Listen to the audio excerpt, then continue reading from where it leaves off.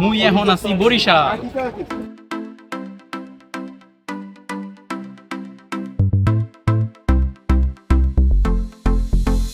পানির ওপর সবুজ আর হলুদের এক অবিশ্বাস্য উৎসব।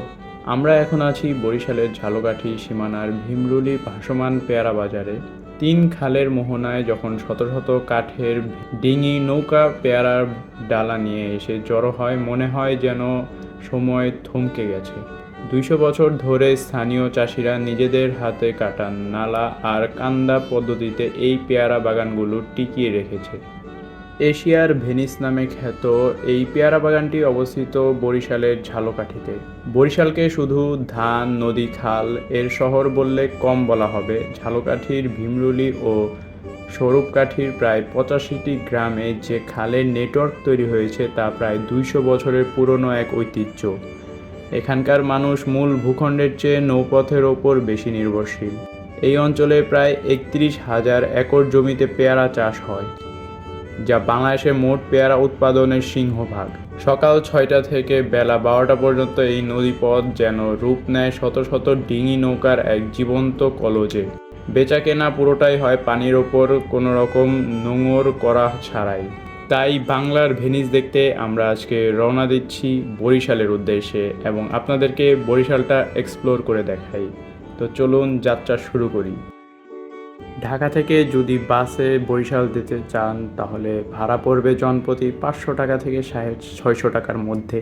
আর যদি এসি বাসে যেতে চান তাহলে ভাড়া পড়বে 800 থেকে 1200 টাকার মধ্যে।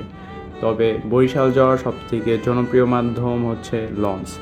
লঞ্চে যদি যেতে চান তাহলে ডেক ভাড়া 300 টাকা থেকে শুরু। এরপর আপনারা যত উন্নত লেভেলের ডেক নেবেন তত তার ভাড়া বাড়তে থাকবে। সো আমি আমার আজকের যাত্রা শুরু করি ফজরের পর ফরিদপুর বাস টার্মিনাল থেকে, অ্যান্ড বরিশাল যাওয়ার পর বাকি কথা শুরু করি।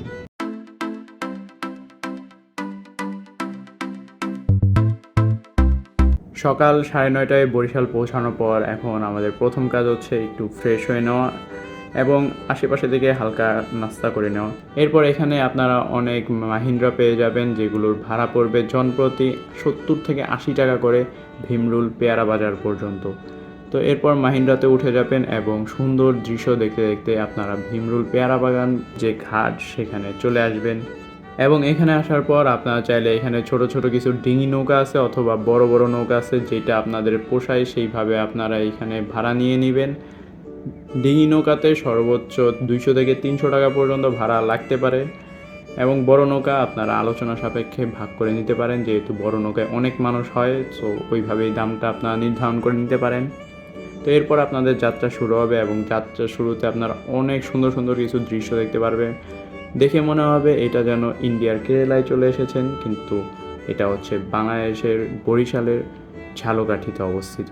দুই পাশের অনেক সুন্দর সুন্দর দৃশ্য দেখতে দেখতে আমাদের নৌকার সামনে যেতে থাকে এবং জায়গাটা দেখতে অস্থির লাগতেছিল এবং একদম মনোমুগ্ধকর। আশেপাশে বাড়িঘর দেখে অনেক বেশি মুগ্ধ হচ্ছিলাম, অনেক সুন্দর দৃশ্য। এবং একটাবার চিন্তা করেন, এই জায়গায় যারা বসবাস করে তাদের প্রধান যানবাহনই হচ্ছে নৌকা। তারা চাইলেও এখানে বড় বড় কোনো গাড়ি নিয়ে আসতে পারে না। তাদের জীবনটা আসলেই কতটা কষ্টদায়ক। বাজারটির কাছে আসার পর বোট কিছুক্ষণের জন্য যাত্রা বিরতি দেয় এবং আশেপাশের দৃশ্য দেখার জন্য, এবং আপনারা চাইলে এখানে ভাসমান কিছু হোটেল রয়েছে, সেখান থেকে দুপুরের খাবার খেয়ে নিতে পারেন। তবে এখানে অনেকেরই দেখলাম গোসল করতেছে, যেটা আমার কাছে মোটেও ভালো লাগেনি। তার কারণ পানিটা খুব বেশি পরিষ্কার ছিল না, অনেক বেশি নোংরা ছিল। তো এখানে গোসল না করাটাই ভালো। এবং এখানে একটু পরপরই বৃষ্টি হচ্ছিল, আবার রোদ উঠতেছিল। যেই দৃশ্যটা একদম দেখার মতো ছিল, মনে হচ্ছিল ছবি আঁকার কোনো দৃশ্য মনে হচ্ছিল আমার কাছে। এবং এই জিনিসটা আমাকে একদমই মন থেকে শান্ত করে দিচ্ছিল। একটি সিনেম্যাটিক ভিউয়ের মাধ্যমে পুরো জায়গাটা আপনাদের সামনে তুলে ধরার চেষ্টা করছি।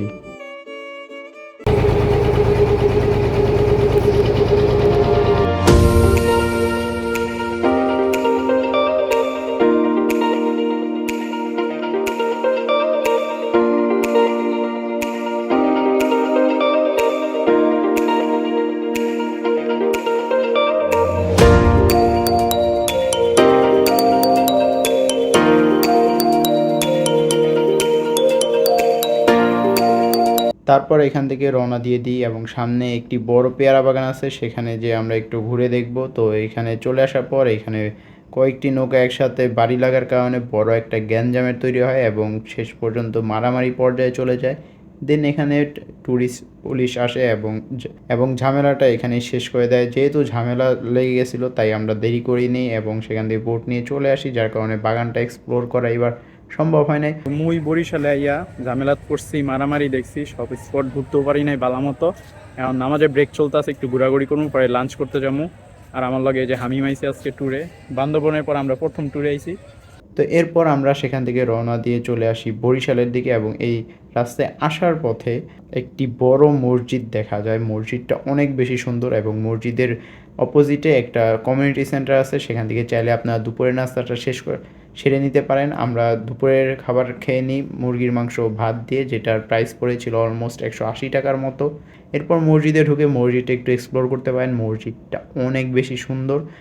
তো ওই পেয়ারা বাগান থেকে আসার সময় আমরা একটা মসজিদের পাশে আর কি রেস্টুরেন্টে খাইতেছিলাম। দেন সামনে মসজিদটা অনেক সুন্দর বড়, একদম জায়গাটা রিসোর্টের মতো। তো এখানে একটু ঘুরতেছি, মসজিদটা দেখতেছি অনেক সুন্দর। আর আমরা হচ্ছে বৃষ্টিতে ভিজে গেছিলাম, ব্যাগট্যাগ কিছু আনি নাই, জাস্ট দুইজনের ড্রেস পরে চলে আসছি এক কাপড়ে। তো যার কারণে আমরা ড্রেসও চেঞ্জ করতে পারি নাই, এই ভিজা কাপড় নিয়েই আমরা ঘুরতেছি।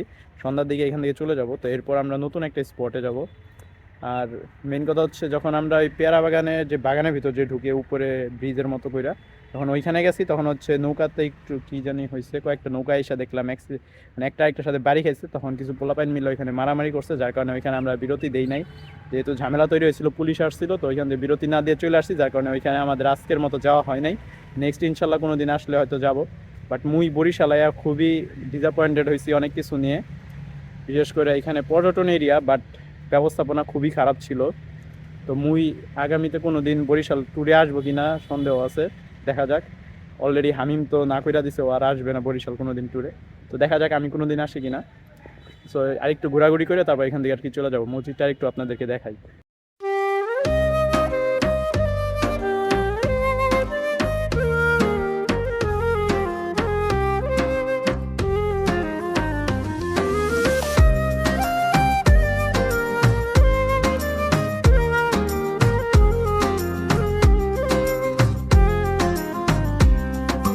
سال دمعي شوقا يا حبيبي إليك فاض। মসজিদ ঘোরা শেষে আমরা চলে আসি দুর্গাসাগর দিঘিতে এবং দিঘিটা কিন্তু অনেক বড় এবং এখানে ঢুকতে 30 টাকা লাগে এন্ট্রি ফি। তো 30 টাকা এন্ট্রি ফি দিয়ে এটার মধ্যে ঢুকে যাবেন। চাইলে এইখান থেকে আপনার গোসলটা সেরে নিতে পারেন। এইখানের পানি মোটামুটি অনেক ভালো এবং এই জায়গাটা একদম অস্থির লেভেলে। যদি আপনার হাতে প্রপার টাইম থাকে তাহলে এইখানে এসে আড্ডা দিতে পারেন, আপনাদের মন শান্ত হয়ে যাবে। অ্যান্ড এখানে যেহেতু আমাদের টাইম একটু কম ছিল, আমরা একদিনের মধ্যেই ট্যুরটা শেষ করবো, এই জন্য আমরা এখানে বেশি একটা টাইম কাটাইনি, হালকা একটু এক্সপ্লোর করি অ্যান্ড দেন এখান থেকে বের হয়ে যাই। তো এখন আছি আমি দুর্গাসাগর যে দিঘিটা, সেই দিঘির মধ্যে। এখানে এন্ট্রি ফি হচ্ছে 30 টাকা।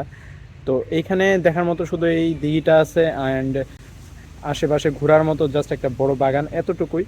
তো হামিম আসে নাই, আমি একা আসছি জাস্ট চোখের দেখা একবার দেখার জন্য। আপনারা যদি টাইম নিয়ে আসেন তাহলে দিঘির পাড়ে বসে গল্প করতে পারেন, তাহলে হয়তো ভালো লাগবে।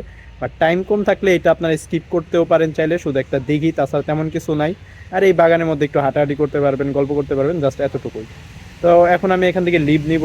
তো যতটুকু দেখার দেখলাম, অ্যান্ড এটার ইতিহাস সম্পর্কে খুব কম জানি, তারপর ট্রাই করবো গুগল থেকে কিছুটা জেনে আপনাদেরকে জানানোর।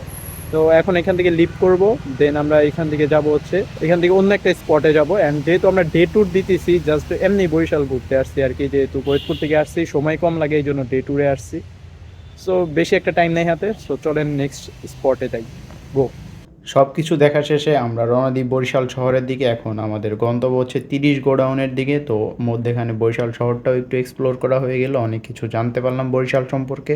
বরিশাল শহরটা অনেক বেশি সুন্দর, এটা শুনছিলাম। তো আজকে কিছুটা দেখেও নিলাম, পুরোপুরি এক্সপ্লোর করা হয়নি। ইনশাল্লাহ কোনো একদিন আসবো শুধু বরিশাল শহরটা এক্সপ্লোর করার জন্য। তো এখন চলে যাই 30 গোডাউনের দিকে। অ্যান্ড এটা হচ্ছে কীর্তনখোলা নদীর পাড়ে, জায়গাটা অনেক বেশি সুন্দর এবং অনেক বেশি বাতাস হইতেছিল। এবং এখানে কিছু স্ট্রিট ফুডের দোকান আছে, চলুন একটা স্ট্রিট ফুড ট্রাই করে দেখি।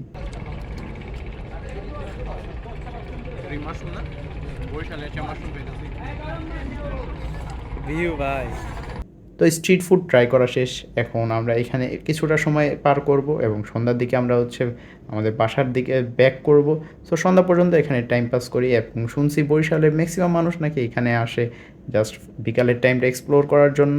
অ্যান্ড কেন আসবে না, এত সুন্দর একটা দৃশ্য, নদীর পাড়, খোলা বাতাস, একদম মুক্ত বাতাস। অ্যান্ড দেখতে দেখতে সন্ধ্যার টাইম হয়ে গেল এবং এখন আমাদেরকে আবার বাসার জন্য ব্যাক করতে হবে। সো এইবারে বরিশালের গল্পটা ছিল এতটুকুই।